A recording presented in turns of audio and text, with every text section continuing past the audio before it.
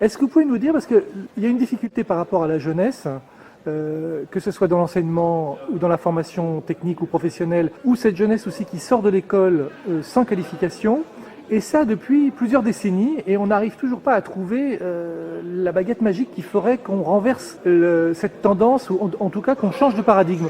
Alors est-ce que vous pensez que cette alternance, on va dire, va changer et la panacée par rapport à cette réponse qu'attendent des jeunes? Non, je ne crois pas que l'alternance soit une panacée qui change radicalement la situation. Nous sommes dans une situation de grande difficulté aujourd'hui au regard de la manière dont notre société accueille sa jeunesse. C'est clair. Notre société ne sait pas accueillir sa jeunesse, elle ne sait pas lui mettre le pied à l'étrier, elle la laisse attendre, elle la parque parfois dans des lieux sans travail, où elle l'envoie vers des tâches difficiles et ingrates. En Rhône-Alpes, nous sommes très fortement impactés puisque nous avons dépassé en décembre 2010 le chiffre de 100 000 jeunes sur la région Rhône-Alpes, sans formation, sans emploi et sans stage. Donc 100 000 jeunes. Sur quelle fourchette d'âge? Sur les 16-25 ans. Nous 100 000 en Rhône-Alpes.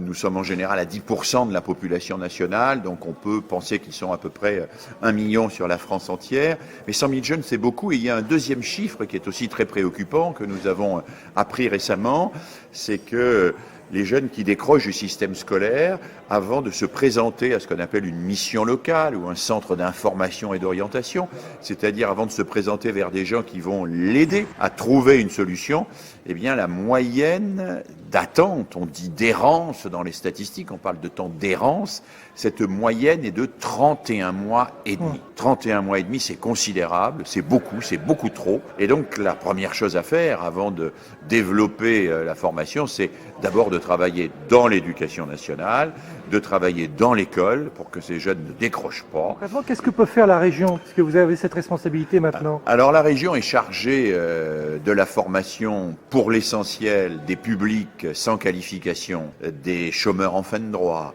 des personnes qui sont en situation de grande fragilité au regard de l'emploi. Elle est chargée également des centres de formation d'apprentis, les CFA. Et le projet que nous développons à la région, c'est la mise en place de ce que nous appelons un service public régional de la formation. Ça c'est nouveau. Voilà, c'est nouveau, qui a pour vocation de réunir toutes les forces qui vont permettre de faire des propositions, une palette de propositions cohérentes.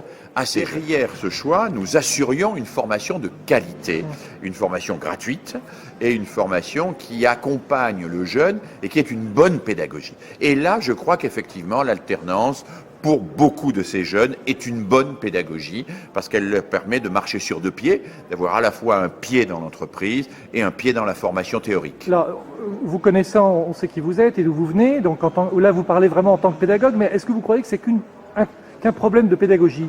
Non. Je pense à un ouvrage qui vient de sortir de Philippe Askenazi sur les décennies aveuglantes, là, qui parle de l'emploi et de la croissance de 1970 à 2010, hein, où il marque la spécificité française, c'est-à-dire le fait qu'en 77, le plan Barre a basculé les emplois CDI ou CDI à l'époque, en contrat aidé, et que depuis 40 ans, tous les gouvernements, toutes les politiques ont basculé la jeunesse dans des contrats aidés.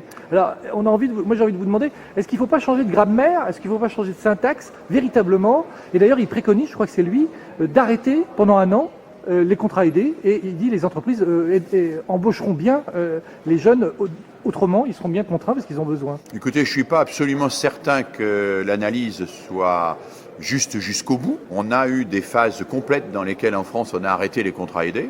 On est en train d'arrêter à nouveau un certain nombre de contrats aidés. On s'aperçoit que ça n'aide pas particulièrement à l'embauche des jeunes, alors qu'à contrario, certains contrats aidés, mais pas tous, ont permis d'embaucher des jeunes. Alors la question, c'est pas faut-il ou non des contrats aidés. Je crois que la question, c'est à quelles conditions les contrats aidés participent-ils à l'emploi?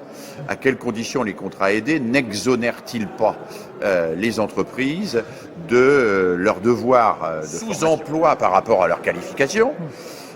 Et on ne s'intéresse pas à les accompagner pour leur permettre de s'insérer progressivement dans l'emploi. Ce sont des contrats bouche-trou plutôt que des contrats aidés. Et dans contrat aidé, le mot aider, il est financier, mais il n'est pas formatif, il n'est pas pédagogique, il n'y a pas véritablement d'aide pour ces jeunes. Et c'est cela qui, me semble-t-il, est problématique. Et que la formation est un investissement d'avenir. Je crois que le vrai problème pour la France, c'est de parier sur son avenir plutôt que sur son passé. La France est un pays qui, quand même, aujourd'hui, promeut à l'ancienneté en permanence. La France est un pays qui réserve à ses jeunes les places les plus difficiles. La France est un pays qui n'investit pas réellement sur sa jeunesse. La France est un pays quand même un peu de vieux et vieillissant. Je le dis d'autant plus que moi-même j'ai 61 ans. Je ne suis pas complètement vieux, mais je fais partie du baby-boom qui est devenu un papy-boom. Et je pense que cette France du papy-boom qui est aux affaires aujourd'hui n'a pas suffisamment conscience de l'importance de l'insertion des jeunes, n'a pas suffisamment conscience du fait que ces jeunes s'installent aujourd'hui à partir de 16, 18 ans dans une sorte de précarité et que cette précarité n'est pas seulement... On les installe. Oui, ouais, je dis, on les installe dans une précarité matérielle liée à l'emploi, mais ils s'installent eux-mêmes dans une précarité psychologique, dans une précarité sociologique, qui en découle, oui. Et même, je dirais, dans une précarité citoyenne. On ne peut pas reprocher à des jeunes de se désintéresser de la vie associative, de la vie politique, alors qu'ils galèrent de colloque en colloque, avec un sac à dos, de CDD en CDD, dans des conditions où ils sont quand même, ils ont le sentiment de ne pas avoir leur place, qu'on ne leur fait pas leur place. Cette précarisation de la jeunesse est pour moi un des enjeux, un des problèmes majeurs de notre société. Merci.